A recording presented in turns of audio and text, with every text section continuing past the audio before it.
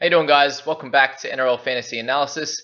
In this one, we're going to be breaking down our center position, and this one we're going to be looking more at the cash cows. So just went through the guns in the last one. There's a little bit of value in a couple of those guys too that might be able to push up into that upper echelon. In this one here, we're looking at guys I think that are probably going to make between 100 and 150k, and there's a lot of speculation in this one. I'm going to go through close to 12 guys in this one, and there's going to be a few of them that we're speculating on at this point. It's just because we don't know their role at this stage, but we'll give a good idea of what they would score if they would play in this role, but we'll have to wait till team lists based on that one. But we'll start with James Roberts. So price to 25, which is the lowest he's been for a very long time, with an average of 28.5 on the season. In a lot of teams at 18.5 to start us off, but let's go through what he was able to do last year. He's been battling a few things mentally and also physically as well, having played only 6 games for the season. We can look what happens when he does have a good game. He only scored the 1 try last week, made a few line breaks in the first few games, but if he is to score a try, and you'd expect that he'd be scoring close to at least 10 tries, if he has a good season, you can expect his average to be closer to what it has been in previous years. You can look at 2019's numbers, a lot more scores in the 30s plus, with a bunch in the 50s and in the 40s there.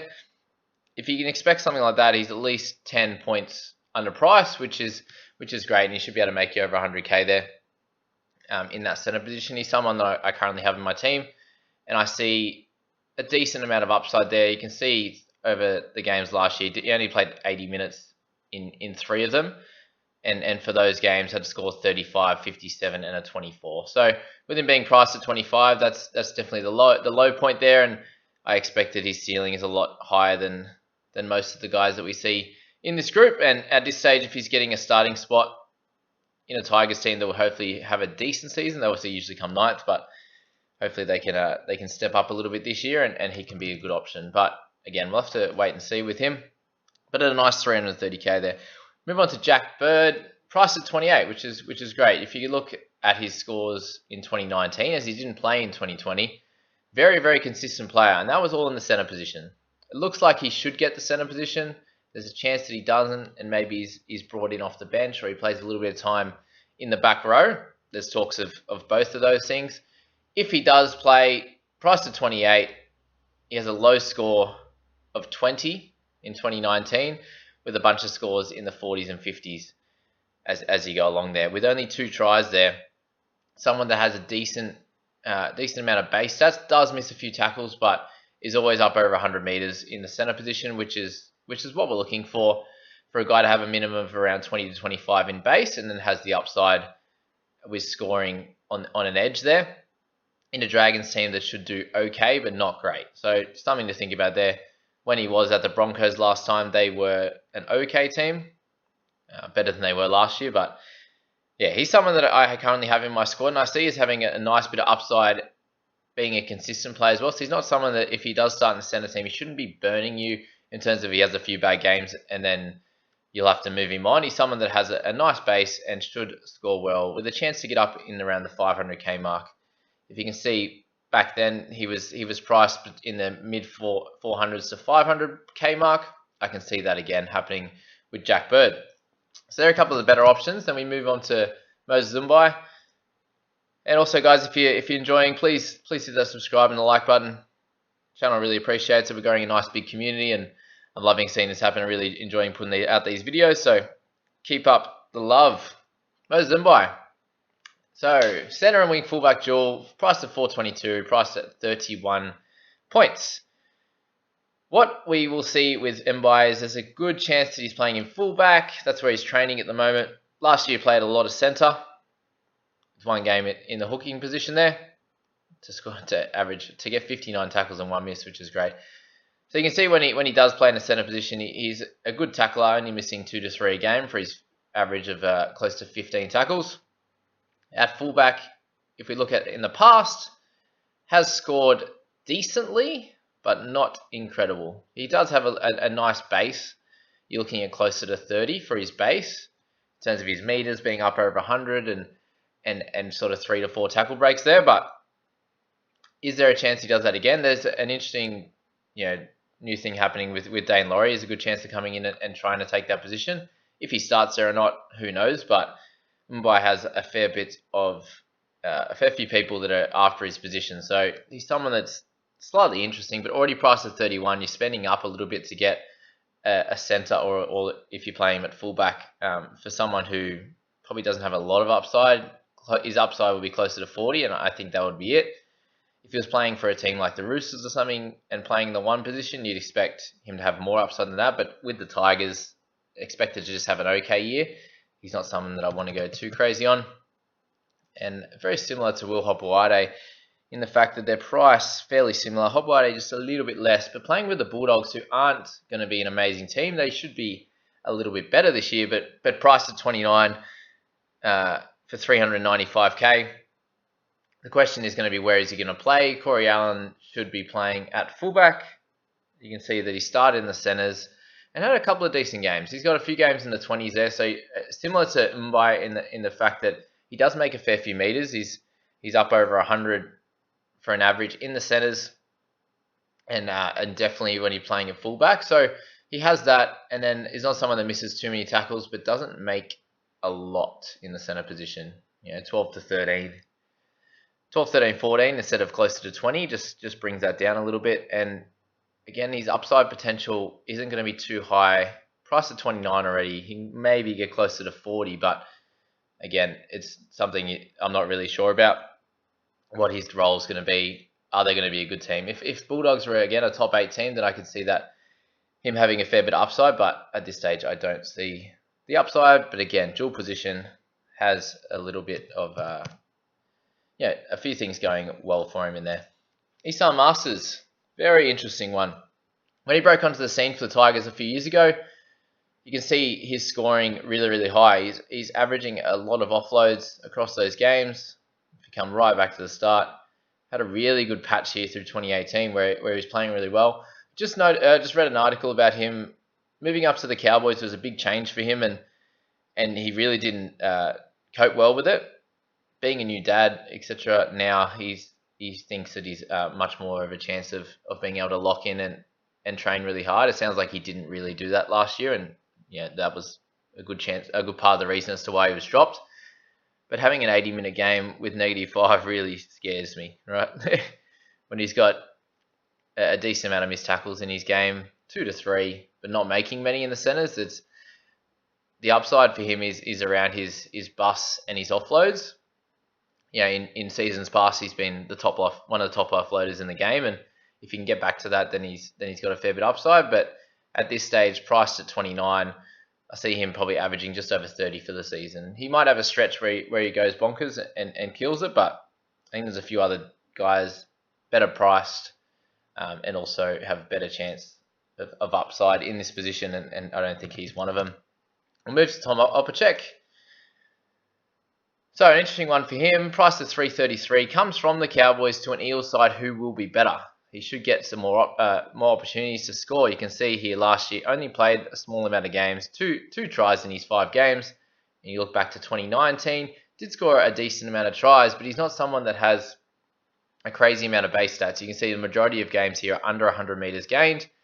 He's making sort of 10 to 15 tackles, which is good for limited misses, but just didn't have as much opportunity to attack, which he will have a little bit more at the Eels if he gets that spot.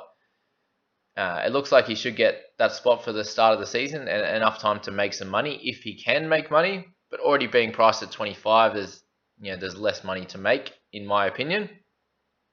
You can see there when he scores a try, a 28 with a try and a 39 with a try. If your centers are going to score a try, you're hoping for them to get sort of 45 to 50 in those games, because you're going to expect a few there where he's going to get around the 20 mark, which you can see here happen fairly regularly. And if he's someone that I'm looking to start with in my centers, I'd hope for a little bit more upside than scoring a try and getting around 40. Is one game, 2 games in the past 25 there where he's got 50, and these other guys like Bird and Roberts, etc., have a lot more games with upside like that. And if you're looking to get off to a good start of the season, I don't see Opacic as the best option for your centre pairing there. All right, let's go for Dylan Walker. Looks like at this stage he's going to play in the centres, but they do have a a fair few players that are fighting for those spots. There's also a chance he may play 6, but they also have a lot going on there with 4 and Schuster and those kind of guys. So someone who's really, really interesting to me in terms of the fact that he's dual position, 317k, price of 24, but had a really low average last year. Having played only 7 matches, was able to have 3 really good games at 5'8" there, a 40, a 45, and a 59, with only 1 try across that season. So when you're looking at it as well, his last 2 games, he only played 3 minutes and 10 minutes. So looking at a much higher average, closer to low 30s, which means there is some upside there. But will he play at centre or will he play at 5'8"? He usually scores a fair bit better in the 5'8" position. As you can see, centre scores there are only 2 high scores of 47, one with a try and one with a try assist, line break assist. So for me, again, I think there's other better options, but we'll have to wait and see what happens with his positioning. Let's look at Avarillo. We spoke about him in the half one as well, but again, dual position, 300k. There's a good chance he'll get the 5'8" position. If he does that and he's playing close to 80 minutes, he has a fair bit of X factor, and a lot of his teammates and coaching staff have said that as well. He's someone that will be in my team if he does get that 6th position. Until then, let's just play it by ear, but definitely has some upside given he's such a young player and a chance of doing well. Let's have a look at Momorowski. So he's moved over now to the Panthers and comes into a team that's red hot. If he gets a centre position there instead of Tyrone May, then I think he has a fair bit of upside. Price at 27. You can see when he came in to play for the Storm last year, he has a couple of decent games in amongst some low scoring ones. So he's got a 60 and a 40 with tries and then a 7 with nothing.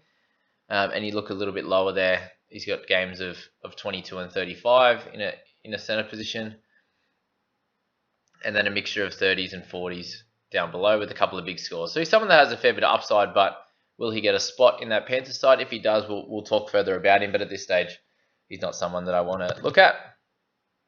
All right, Curtis Scott, we move to on the Raiders side. A few more players to go, team. 27, he's priced up for 362. Had a fair few issues starting the season last year, just could not score well at all. I know one of my mates had him in their team, and he was really frustrated with the bunch of teen scores. He got 14 scores in the first 8 games, which is pretty sad, and just didn't have a lot of upside. Even when he scored a try, it's closer to 35-40, which you can see there in those 3 games. But before that, has always been that inconsistent scorer. He'll get a bunch of teen scores where he doesn't really do much, just given the fact that his meters gained aren't anything crazy, close to over 100, 200, and then his tackles are never too high as well. So base stats are always fairly low with him, but is there a chance he improves on last year? Yes, but I'm not going to be one to wait and see. All right, interesting one. I've seen a few people have Tomoko in their squad. Showed a little bit of upside in terms of being priced at 21. Had a game at centre where he scored 43 points in the 80 minutes, and it looks like Croker's going to be out for a couple of weeks. But again, we're very far out from the season, and there's a chance that Croker comes back and starts round 1, given that he's one of their most important players and the captain of that squad, co-captain there. There's a chance that so Tomoko comes in and plays. What I think you're looking for with him is if you start with him, he might play 2 games and score fairly well, but then get booted out of the team, and you're then hoping for an injury. So for me, he's cheap enough that you could do that, given the fact that he has some talent, but he's not someone that I'd be looking to start at, just especially with the fact that Croker could start round 1, he could start come back after 1 week. But at most, it looks like he's probably getting 2 weeks out of Tomoko, and I don't think that's worth it for him. And then the last interesting one is going to be Max Faga. I'm going to go with that as his name. Priced at 18.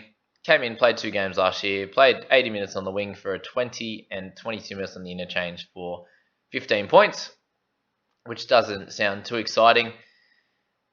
Sounds like he's been touted as a much better player than someone like Williami. I know a few of us fell for that trap last year with Williami, given the fact that he did all right overseas and comes back and has a chance to score well. But with me, this guy has a little bit more upside. There's a chance he gets that centre spot, but there's also a good chance the Bird gets that centre spot, and yeah, depending on who gets it, might depend on who you pick in your side. But at this stage, he's just going to be a wait and see. There's not much more we can say. That there's a chance that he's going to score and make a little bit of money, but at this stage, not very sure. But anyway, guys, that's it for this position. It's not as a fun position. I made sure I wore my Larry shirt just to spice this up, given the fact that the centers are so boring. But that's all on this one, guys. I hope you have fun, and look forward to my next video, which is going to be talking about the buy schedule. So, come on, guys. See you later.